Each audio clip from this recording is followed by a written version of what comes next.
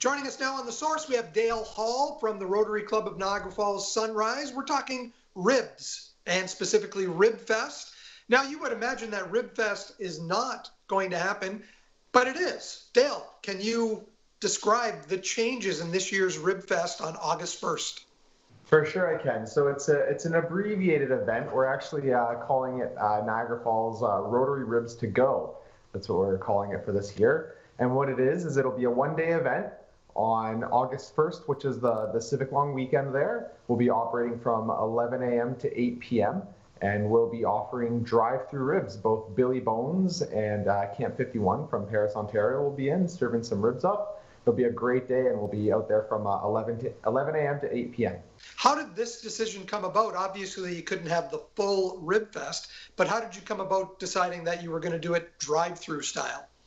Well, it was something our club has been looking at doing. Obviously, Rib Fest is a big fundraiser for us, and we still wanted to do something rib-related for the community. And Zoltan, the owner of Billy Bones, approached us with the idea of running a Ribs To Go event like this, because it does allow for physical distancing, and we're allowed to be pretty safe. And we did some discovery, and the committee decided that we could make this happen, and we're happy to be able to give something to the residents of Niagara Falls to look forward to on that weekend. So you're looking at serving ribs for 8 hours that day. Is there any pre-booking involved in this case to make it flow more quickly, or is it just first come, first served line up with the vehicles? As of right now, we don't have anything set up regarding pre-orders, but we're currently working on the feasibility of doing something like that. And if it's possible, we will offer it, but as of right now, it's first come, first served.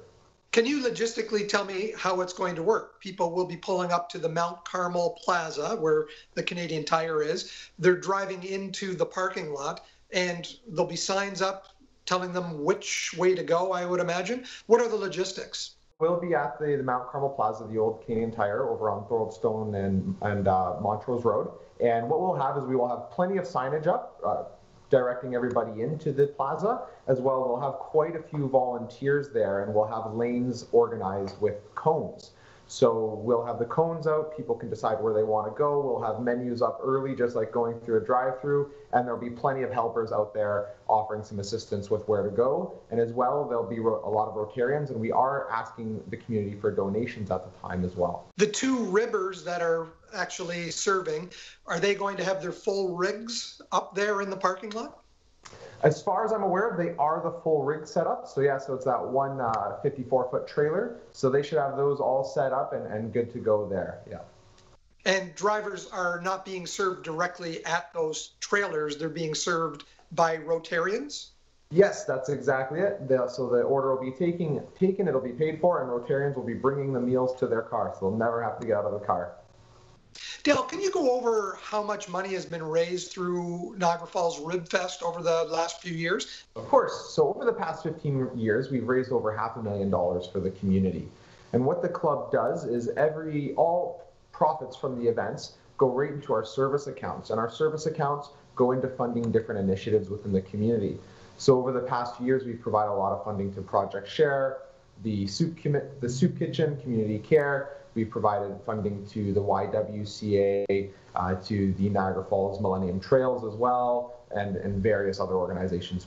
Do you have a fundraising goal for this year's Rib Fest? Obviously, you would have to adjust what you can expect to raise based on the changes to this year's event. Of course. So it's a very abbreviated version, and obviously we can't serve any alcohol at this event. We can't.